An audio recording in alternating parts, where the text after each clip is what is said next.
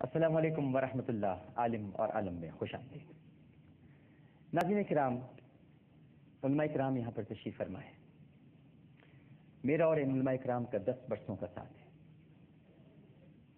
یہ مجھ سے بہت اچھی طرح واقف ہیں، بہت اچھی طرح مجھے جانتے ہیں، اور میری تو ہمیشہ سے یہ عادت رہی ہے اور اسی سے آغاز کروں گا کہ جب میں پروگرام ختم کرتا ہوں تو ہمیشہ یہ کہتا ہوں کہ اگر مجھ سے کوئی غلطی، کوئی سہو تو اپنے رب کے حضور معافی کا خواستگار اور توبہ کا طلبگار ہوں۔ اور میں ہمیشہ ہی اپنی زندگی کا یہ حصہ بنایا ہے کہ معافی مانگنا چاہیے، ہر لمحہ مانگنی چاہیے، ہر لحظہ مانگنی چاہیے۔ انسان خطاؤں کا پتلا ہے، کسی کا بھی ماضی کبھی شفاف نہیں رہا، اور ہمیشہ یہ کہنا چاہیے کہ میں اپنے گناہوں پر، گناہ ماضی ہو جاتا ہے اور توبہ حال ہو جاتی ہے اور مستقبل انعام ہو جاتا ہے۔ لہٰذا انسان کو ہمیشہ اپنے گناہوں پر معافی مانگتے رہنا چاہیے، اور میں ابھی بھی آغاز یہی کہہ کر کروں گا، میں اپنے تمام گناہوں پر، تمام خطاؤں پر اللہ سے معافی کا خواستگار ہوں۔ لیکن ناظرین کرام، نوچتے رہتے ہیں اپنے ہی بدن کی بوٹیاں، حاسدوں کو خود ہی اپنا میزباں بننا پڑا۔ کرتے ہیں ایسے ہی میری خامی کے تذکرے، اپنے عمل میں لوگ فرشتے ہوں جس طرح۔ بات بڑی مختصر سی ہے، اور وہ یہ ہے کہ جب آپ مقابلہ نہیں کر پائیں، جب آپ لڑ نہیں پائیں، تو پھر آپ کریکٹر اسیسینیشن پر آ جاتے ہیں، اور اس کے لیے آپ پھر ہر طرح کا سہارا لیتے ہیں۔ ہر وہ چیز، ہر وہ بات جو ماضی کا حصہ بن چکا ہو، آپ اسے نکال کر لاتے ہیں، پھر اسے ڈب کرتے ہیں، ڈبنگ کرتے ہیں۔ بڑی کوالٹی ہے ڈبنگ کے اندر، اور آپ کا تو ماشاءاللہ طرہ ہے ہر چیز کو ڈب کرنا۔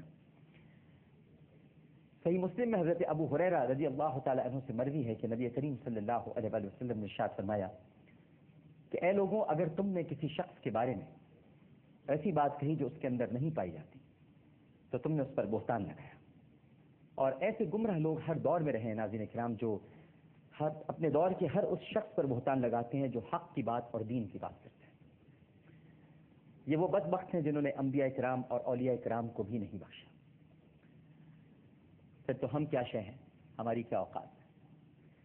انبیاء پر بھی ان کی امتوں کے گمراہ افراد طعنہ زنی کرتے تھے، ان کی دعوت رد کر دیتے تھے، الزام لگاتے تھے، تہمتیں تراشتے تھے، اور ہر زمانے میں منکرین کا گروہ اس کا ایک وجود رہا ہے۔ ہم وقت موقع کی طاق میں رہتا ہے اور اس کھوج میں لگا رہتا ہے کہ کسی طرح کلمہ حق بلند کرنے والوں کو تکلیف پہنچائی جائے، ایذا پہنچائی جائے، ان کو پریشانیوں میں مبتلا رکھا جائے۔ یہ اللہ اور اس کے رسول صلی اللہ علیہ وآلہ وسلم کے ذکر کو بلند ہوتا ہوا نہیں دیکھنا چاہتے۔ لا نہ سکا جب وہ خود کو میرے معیار پر تہمتیں دھرنے لگا، آخر میرے کردار کو۔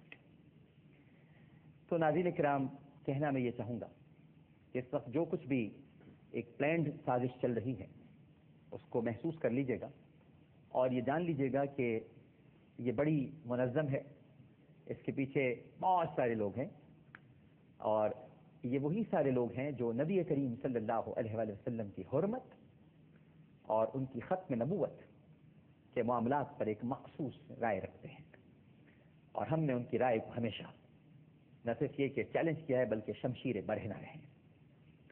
یہی بات صحابہ کرام رضوان اللہ تعالی علیہم اجمعین کی، ہم ان کے در کے غلاموں کے غلام ہیں، اور ہمیں فخر ہے کہ ہمارے صحابہ کرام میں سیدنا ابو بکر صدیق رضی اللہ تعالی عنہ، سیدنا فاروق اعظم رضی اللہ تعالی عنہ، سیدنا عثمان غنی رضی اللہ تعالی عنہ، سیدنا علی کرم اللہ وجہہ، اور ایسے لاتعداد ستارے ہیں کہ جن کی روشنی میں ہم سفر کرتے ہیں اور اپنی منزل کو تلاش کرتے ہیں۔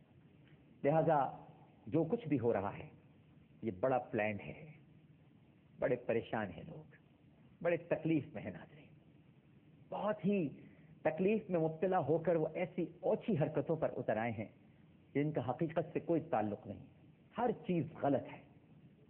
اور آپ یاد رکھیے کہ آج کے دور میں کسی کی آواز نکال کر ڈب کر لینا کوئی اب اچنبے کی بات نہیں رہی ہے، منہ بھی ہلتے رہتے ہیں اور کچھ اور مدعا بھی بیان ہو جاتا ہے۔ تو بڑے خیال کی ضرورت ہے، بڑے احتیاط کی ضرورت ہے۔ یہ لوگ نہیں چاہتے کہ، ظاہر ہے کہ پہلے تو دین کو مذاق بنایا جائے اور پھر اس کے بعد اگر آپ 2 نمبر ہو گئے یا اللہ تعالیٰ نے آپ کو مقام عطا نہیں کیا تو پھر اس کے بعد آپ اوچھی نیچی اور گھٹیا حرکتوں پر اتریں اور کریکٹر ایسیسنیشن شروع کر دیں.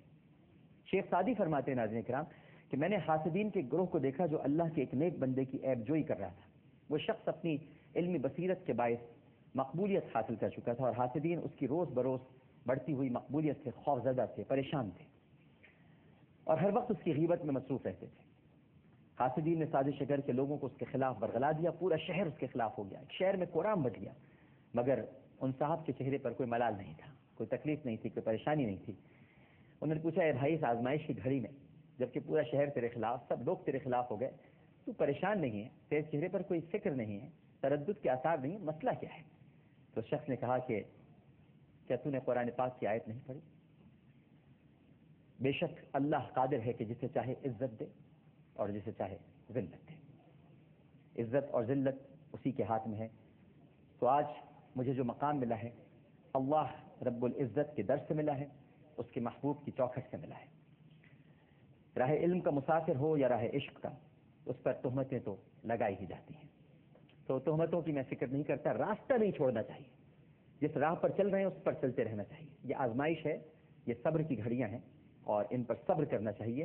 بس صرف اتنا کہہ سکتا ہوں کہ سارے علماء کرام یہاں پر موجود ہیں، ان کی اجازت سے بات ضرور عرض کروں گا کہ ہمارے امام اعظم ابو حنیفہ رحمہ اللہ تعالی جب ان کا انتقال ہو گیا تو کسی نے ان کی خواب میں زیارت کی اور پوچھا، حضرت کیسی گزری؟ فرمایا بخشش ہو گئی. پوچھا کیا علم کی جو خدمت علم ہے اس کے سلسلے میں، جو آپ نے علم کی خدمت کی اس کے سلسلے میں آپ کی بخشش ہوئی؟ فرمایا نہیں. پوچھا پھر آپ کی بخشش کیسے ہو گئی؟ فرمایا کہ لوگوں کی عیب جوئی کام آ گئی. جو لوگ میری عیب جوئی کیا کرتے تھے وہ میرے کام آ گئے. تو ناظرین کرام صرف اتنا کہوں گا کہ وار کر سکتا ہوں میں بھی اپنے دشمن پر، مگر وار کر سکتا ہوں میں بھی اپنے دشمن پر، مگر سوچتا ہوں درمیاں پھر فرق کیا رہ جائے گا. سوچتا ہوں درمیاں پھر فرق کیا رہ جائے گا. ہم ایسا تشریف فرما ہے رکن اسلامی نظریاتی کونسل شیخ الحدیث جامعہ غوثیہ رضویہ سکھر، ہمارے بہت ہی قابل احترام تشریف فرما ہے مفتی محمد ابراہیم قادری صاحب. السلام علیکم. ان کے ساتھ تشریف فرما ہے علامہ احسان الہی ظہیر کے صاحبزادے، جمعیت اہل حدیث پاکستان کے سیکریٹری جنرل، قرآن و سنہ انسٹیٹیوٹ کے چیئرمین، بہت ہی قابل احترام حافظ ابتسام الہی ظہیر صاحب. السلام علیکم. وعلیکم السلام ورحمۃ اللہ وبرکاتہ. اور ان کے ساتھ تشریف فرما ہے ماشاء اللہ بہت دنوں کی غیر حاضری ہو گئی آپ کی، اور بڑی محبت فرماتے ہیں، بڑی شفقت فرماتے ہیں. رئیس دارالافتاء اور محتمل ہیں جامعۃ الدارالہدیٰ گلستان جوہر کراچی، سابق رئیس دارالافتاء جامعہ فاروقیہ کراچی، جامعہ اشرف المدارس کراچی، ہمارے آپ کے سب کے بہت ہی قابل احترام مفتی عبد الحمید ربانی صاحب. السلام علیکم. وعلیکم السلام. الحمدللہ. اور ان کے ساتھ حاضر موجود ہیں سربراہ مجلس علماء امامیہ پاکستان خطیب شاہ کربلا علامہ محمد علی عابد قمبری صاحب. السلام علیکم. علیکم السلام. مزاجی گرامی صاحبزادے بھی آشتاب کے ہیں ماشاء اللہ.